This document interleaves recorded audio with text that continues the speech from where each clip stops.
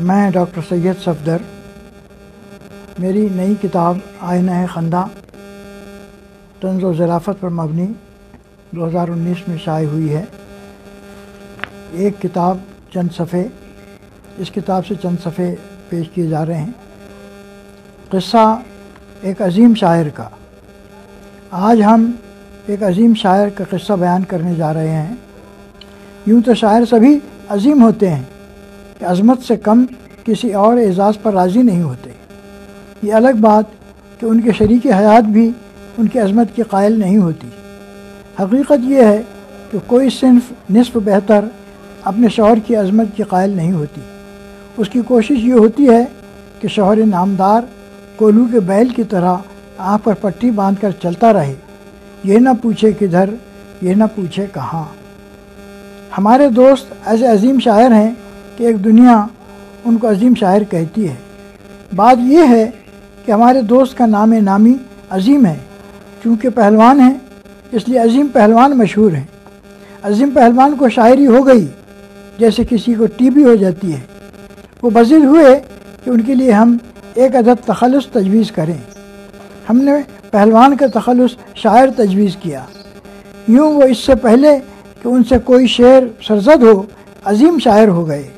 یہ کوئی نئی بات بھی نہیں ہے۔ اردو دنیا ایسے عظیم شاعروں سے بھری پڑی ہے جن سے آج تک کوئی شعر سرزد نہیں ہوا۔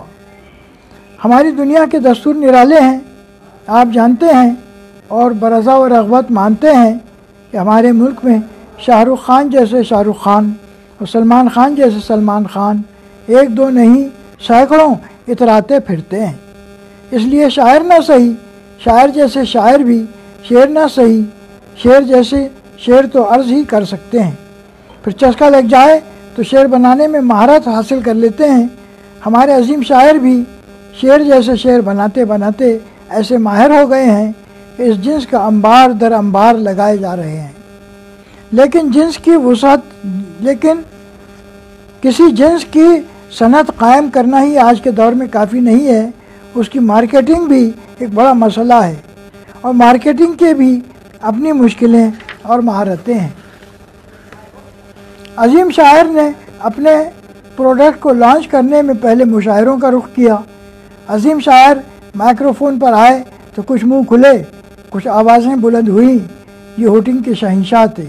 عظیم پہلوان نے عرض فرمایا، سب کو پہچانتا ہوں، ایک ایک کو دیکھ لوں گا۔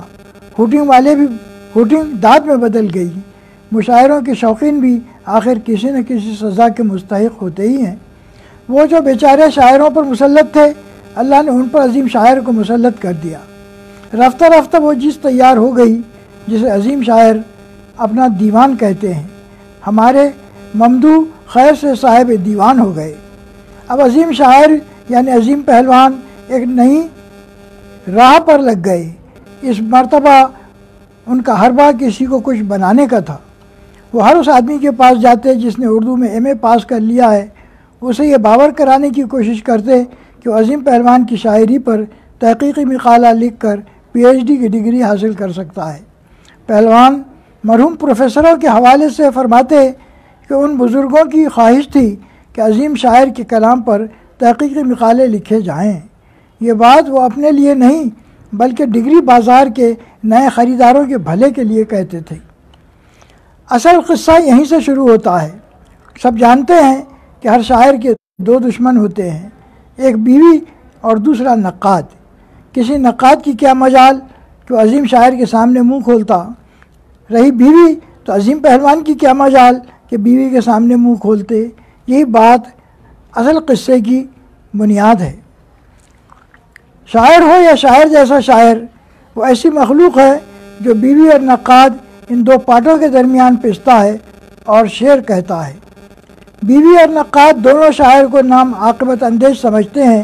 نہ بیوی پیچھا چھوڑتی ہے نہ نقاد، مگر شاعر بھی اپنی دھن کا پکا ہوتا ہے، اپنا کام کیے جاتا ہے، یعنی شعر عرض کیے جاتا ہے۔ بیوی کے نزدیک اس کا کام بے سود ہے تو نقاد کے نزدیک بے فیض ہے۔ ایک نقاد سے عظیم شاعر کے دوستوں نے کہا بھی کہ حضرت آپ عظیم شاعر کو بے فیض سمجھتے ہیں، یہ تو ظلم ہے۔ ارشاد ہوا تو کیا میں ان کو فیض سمجھوں؟ اب تو دوست بھی چپ ہو گئے۔ بیوی کے ارشادات تو شاعر ایک کان سے سنتا اور دوسرے کان سے اڑا دیتا ہے۔ ہر شاعر بیوی کے فرمودات کے ساتھ یہی سلوک کرتا ہے۔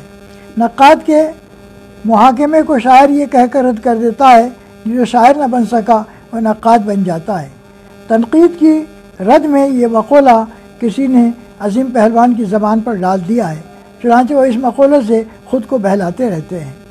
کبھی کبھی بیوی اپنا روایتی رول بھلا کر تنقید کرنے لگتی ہے۔ یہ ناگہانی صورتحال ایسی ہوتی ہے کہ شاعر اس سے نپٹنے کے لیے جسمانی، روحانی اور عقلی سطح پر تیار نہیں ہوتا۔ ایسے لمحات میں شاعر اپنی شکست کی آواز بن جاتا ہے۔ عظیم شاعر شبانہ روز مشق سے بسیار گو ہو گئے ہیں۔ سوتے جاگتے اٹھتے بیٹھتے شعر عرض کرنے لگے ہیں، گویا وہ شعر سازی کی مشین ہے۔ ایک ناپسندیدہ کام ہر وقت جاری رہے تو نصف بہتر بھی اپنی بہتری سے ہاتھ اٹھا لیتی ہے، یعنی بیوی پیترا بدل کر نقاد بن جاتی ہے۔ چنانچہ ہمارے دوست کی بیوی نے بھی یہی کیا اور شوہر نامدار کی شاعری پر ایسا حکم لگایا کہ بیچارے انگشت بدنداں رہ گئے۔ ہوا یہ کہ ایک دن عظیم شاعر اپنے گھر میں وارد ہوئے تو دیکھا کہ اہلیہ محترمہ ایک بکری کو کچھ کاغذات کھلا رہے ہیں۔ عظیم شاعر کاغذات کو پہچان کر چیخ پڑے، او اللہ کی بندی، کیا کرتی ہے؟ یہ میرے دیوان کا مسودہ ہے۔ بیوی بولی، میں خوب جانتی ہوں یہ دیوان نہیں، آپ کا دیوانہ پن ہے اور اسی لائق ہے کہ بکری کو کھلا دیا جائے۔ شاعر صاحب یاس کی تصویر ہو کھڑے کے کھڑے رہ گئے۔ اتنی دیر میں بکری نے بھی اپنا تجزیہ پیش کر دیا۔ بیوی نے مستحکم آواز اور لہجے میں کہا، لو، بکری نے غزلیں کھا کر مینگنیاں ڈھیر کر دی ہیں، یعنی ناقدانہ تجزیہ پیش کر دیا ہے کہ یہ ہے آپ کی شاعری، مینگنیاں اور مینگنیاں۔ اس مضمون کو پڑھ کر کوئی دوست ناراض ہو جائے تو اس کی خدمت میں دست بستہ عرض ہے کہ جناب، آپ شاعر جیسے شاعر نہیں، اوریجنل شاعر ہیں۔ نقلی شاہ رخ خان ہیں نہ نقلی سلمان خان ہیں، نہ عظیم پہلوان ہیں، آپ تو شاعر ہندوستان ہیں۔